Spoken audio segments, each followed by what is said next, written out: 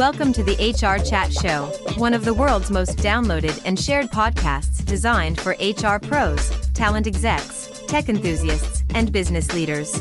For hundreds more episodes and what's new in the world of work, subscribe to the show, follow us on social media, and visit hrgazette.com. Welcome to another episode of the HR Chat Show. I'm your host today, Bill Banham, and today's guest says that the turmoil of recent years gives leaders an unprecedented opportunity to redesign global strategies and systems and to remobilize towards a smarter, more resilient and equitable future. I hope so. How can leaders faced with tremendous global upheaval create more resilient and trustworthy systems?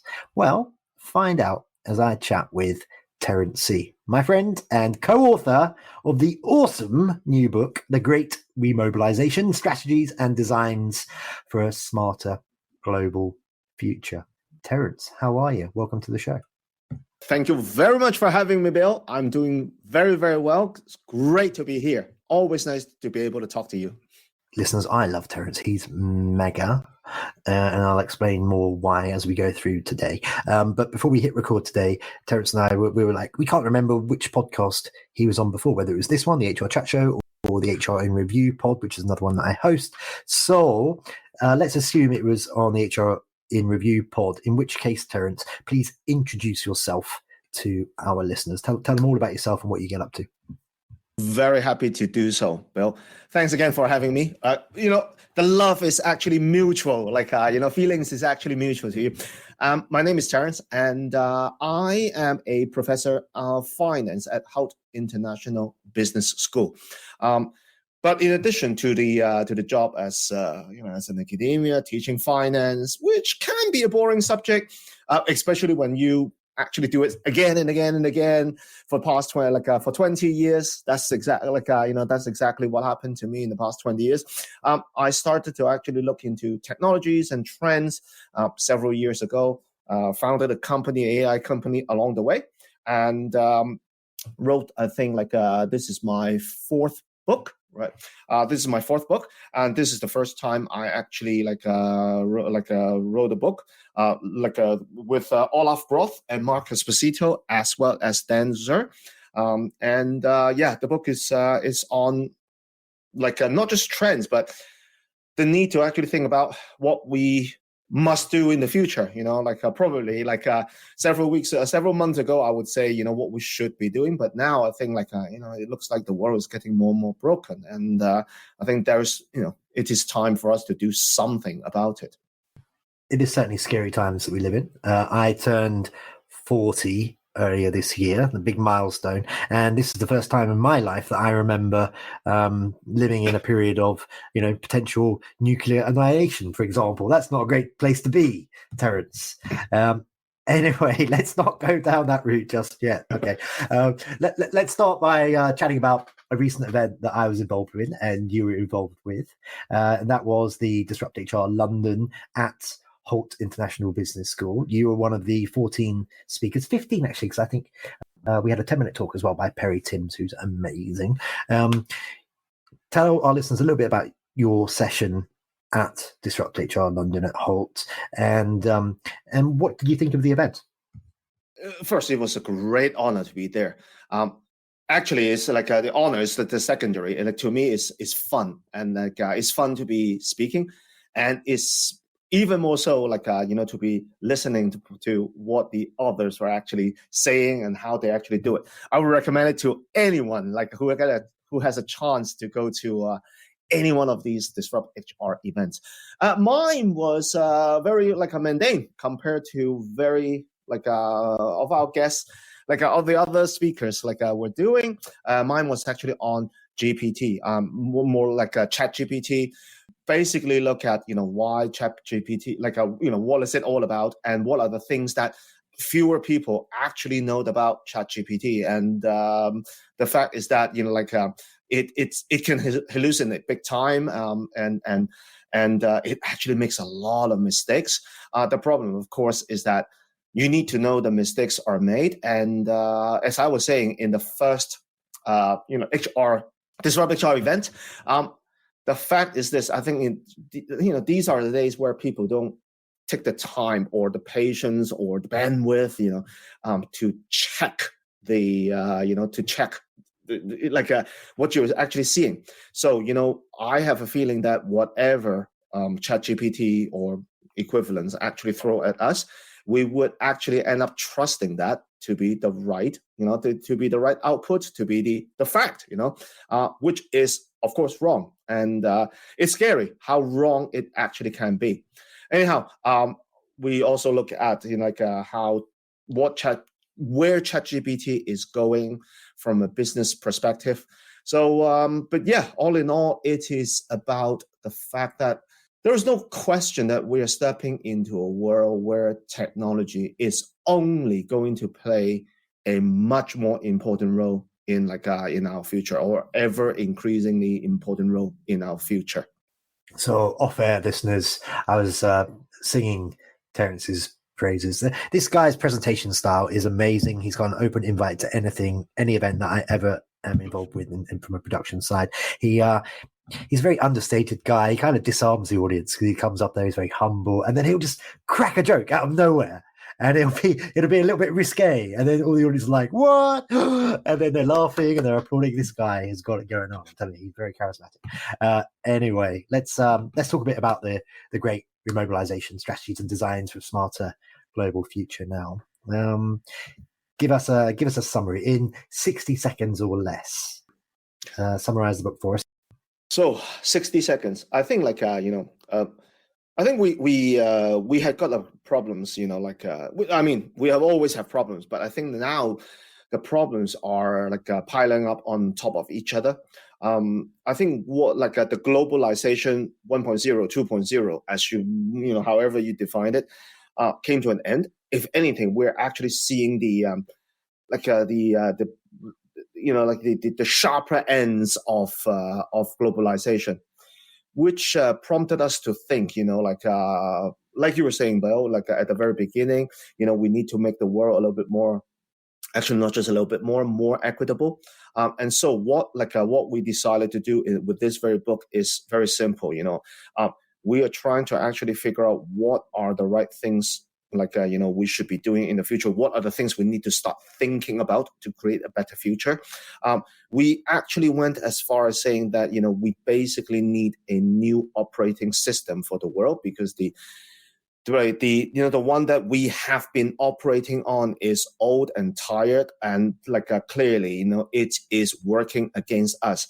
So, the hope of the book, is to be able to pull different people together, whether you're a policymaker, you are a business leader, whether you're even a student, right? I think every one of us has a role to play in the future to come up with a new operating system. This is not I don't think this is one thing that we can do all by one country or by even a few countries. It will have to be a collective effort, from top down and also bottom up. Probably a bit ambitious, but I guess there is a need for us to really get the message out there.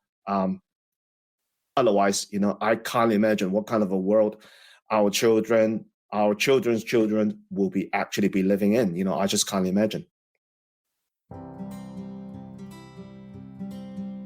In the fast-changing new world of work, organizations that want to succeed must support their teams to develop the right skills for today and for the future. As practical learning experts, Holt EF Corporate Education helps organizations and employees of all levels to develop the critical business skills, attitudes, and behaviors they need to be successful. We combine the expertise and agility of a boutique learning partner with the resources of a trusted, global organization. Learn more at holtef.com.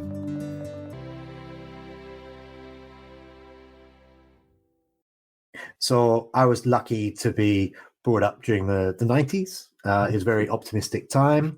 It was, post end of Cold War, 1991, end of the Cold War.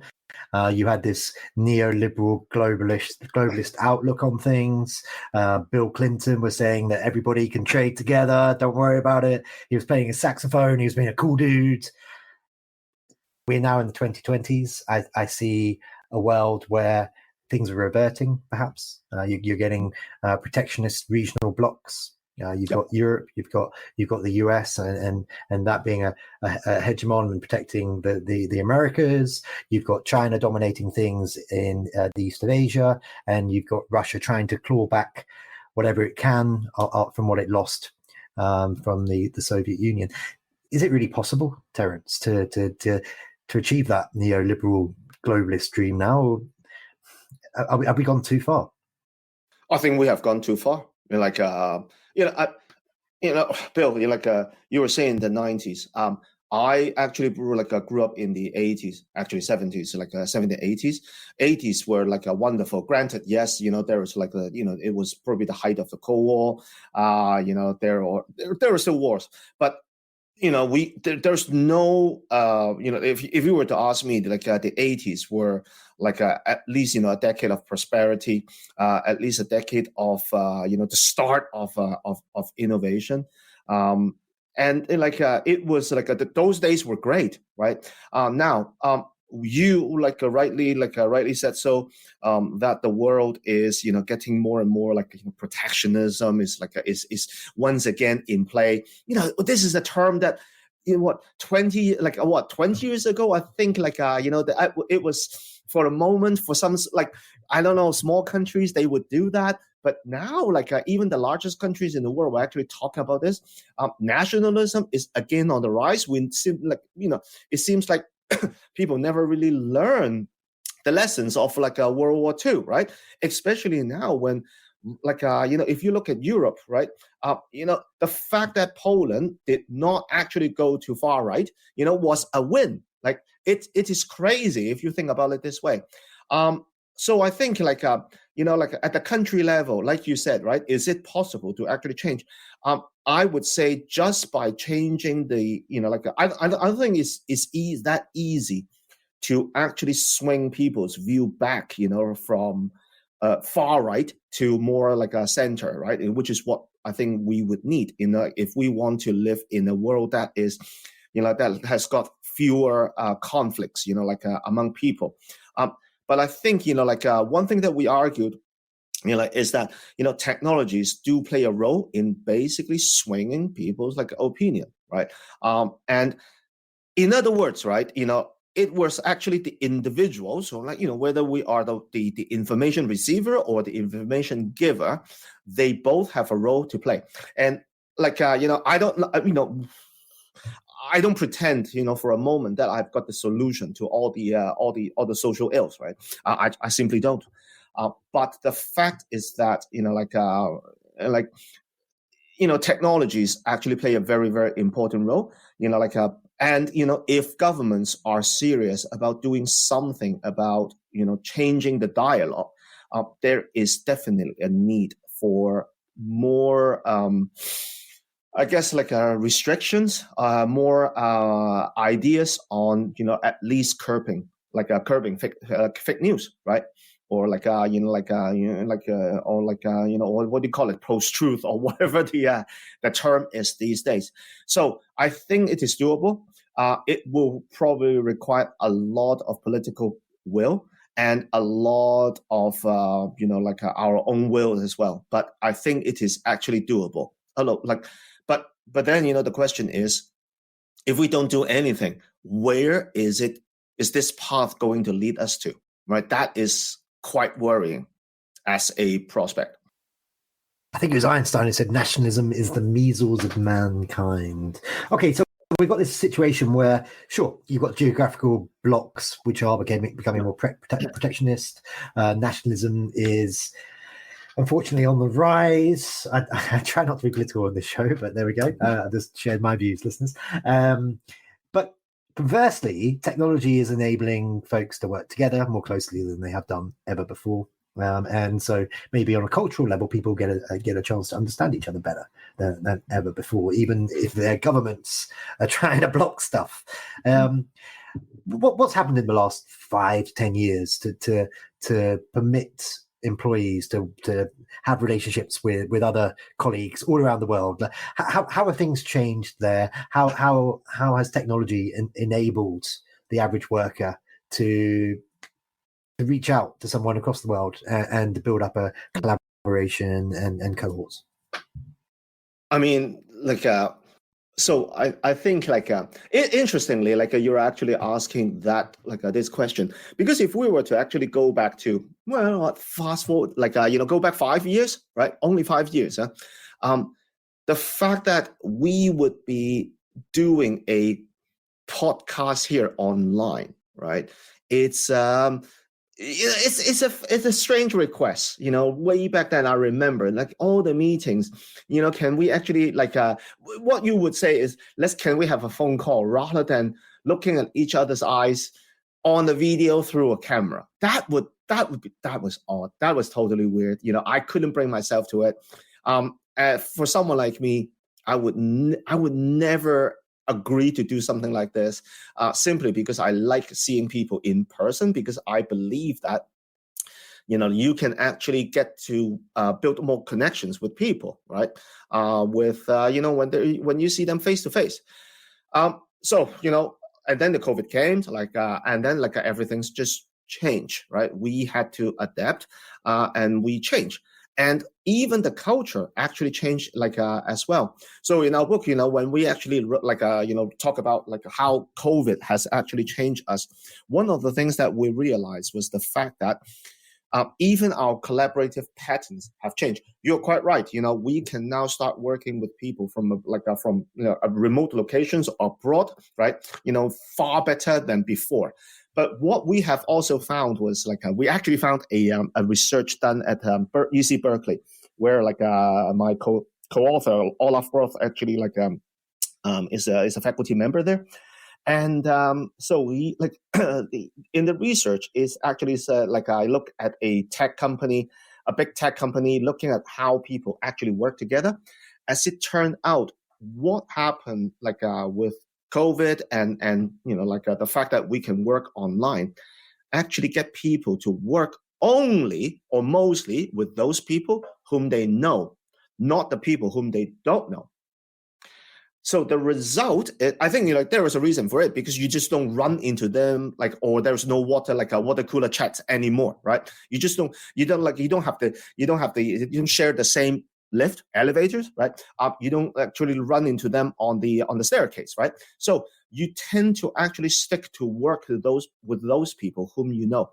So the result is that the company becomes much less able to come up with new innovative ideas, because after all, new ideas, novelties come from people. Different people work with different people whom you don't know before.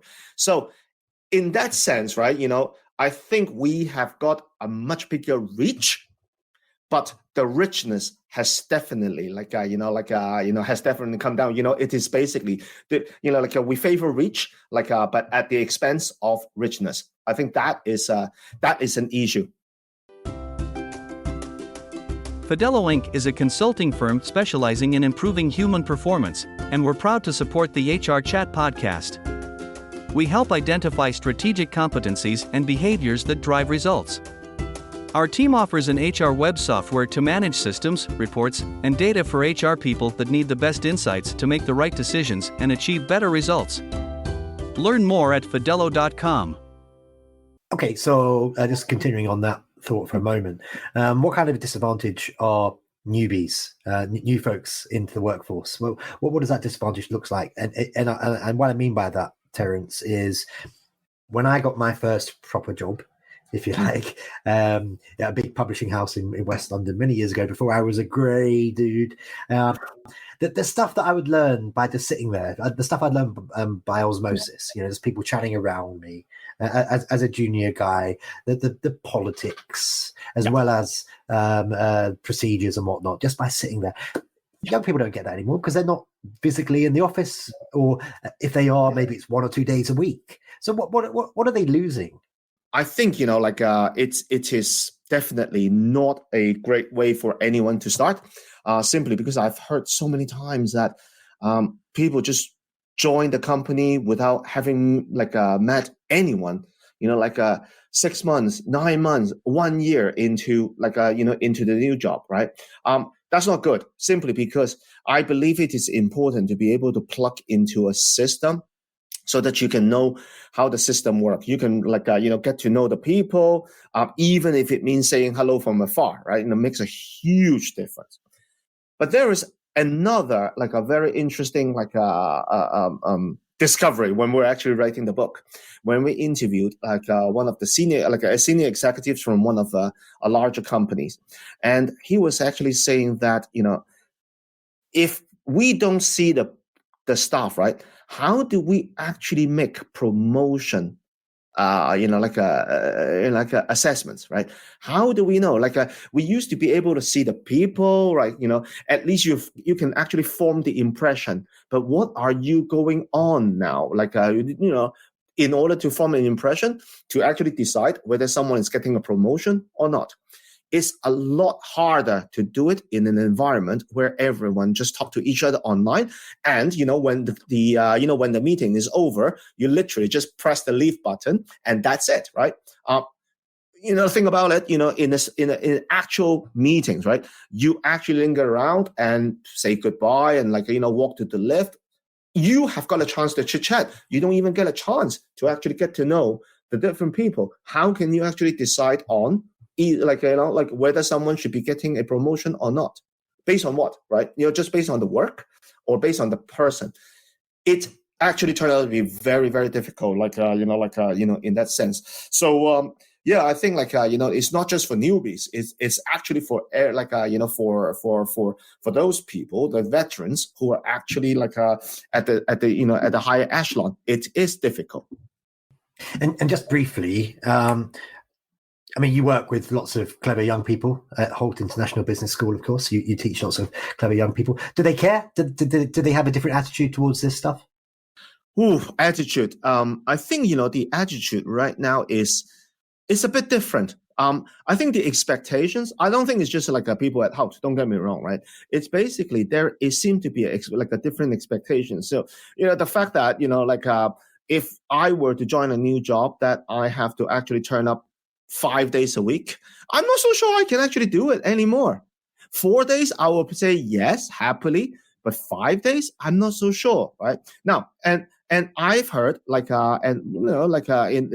we're doing research, it is quite clear that quite a lot, a number of people would actually want to only do it 3 days a week because, right, they're and it's not because of laziness or unwilling to actually get out of bed or change into something that is not pajamas. It's also about childcare. It's also about commuting costs, right? It's also about the fact that if you're eating at home, you can actually save some money, right? Let's face it, right? There is a variety of factors, and I think expectations have changed. And but funny enough, right? We were talking about the need for a new OS. If our future is a very different one from the one at least before COVID, right? Clearly, what we need to do is to actually have a new paradigm, a new ways of working. And I think the so-called the future of work, right? It's about that. What kind of how would workplace be changing, right? And as one of my colleagues once said, there is no such thing as future of work. It's basically the now of work. The workplace have already changed, even now, right? Therefore, there is even more urgency to actually make some new, to come up with new ideas as to what we should be doing, right? In order to, create a better world, a better environment for everyone. Yeah, we live in the future, listeners, because we are 8 years past Back to the Future 3, I think. So we are well into the future at this point. Terence, we both got to jump in just a second. Before we do, how can our listeners connect with you and get a copy of your amazing new book? Wow, thank you. So get in touch with me. The easiest way is go to my LinkedIn and reach out. And it will be Terence Tse, TERENCE space TSE, PhD. Yes, I actually have to put a PhD there because I've got one. And therefore, if you have got it, flaunt it. That's what people said. And get a copy, nice and easy. The Amazon would have it. Don't as much as I'm anti-Amazon, but Amazon will be able to find it, and hopefully soon enough we will be able to find it at the at the local bookstores in the UK. Last week I actually went to look for my book in London, and I was told the only place that they were actually had it on shelf is in Oxford. It's in Oxford, the city, not Oxford Street, right? So so I think it takes a bit of time for books to be distributed, to be to go around the UK and the world. So but thank you for your support in advance. Wonderful. Well, that just leaves me to say for today, Terence with a PhD. You are a wonderful human being. I have so much respect for you. You're funny, you're charismatic, you're intelligent. Keep doing what you do. Thank you very much for being my guest today. Bill, thank you very, very much again for having me. It's wonderful talking to you as usual. Thank you so much for all the kind words. I'm not so sure I'm not so sure they're all truth, right? They could be post-truth. Actually, I'll come to think of it, a lot of it is post-truth, right? But still, I will accept it wholesale. Thank you so much, Bill. Always a pleasure to talk to you. And listeners, as always, until next time, happy working. Thanks for listening to the HR Chat Show. If you enjoyed this episode, why not subscribe and listen to some of the hundreds of episodes published by HR Gazette? And remember, for what's new in the world of work, subscribe to the show, follow us on social media, and visit hrgazette.com.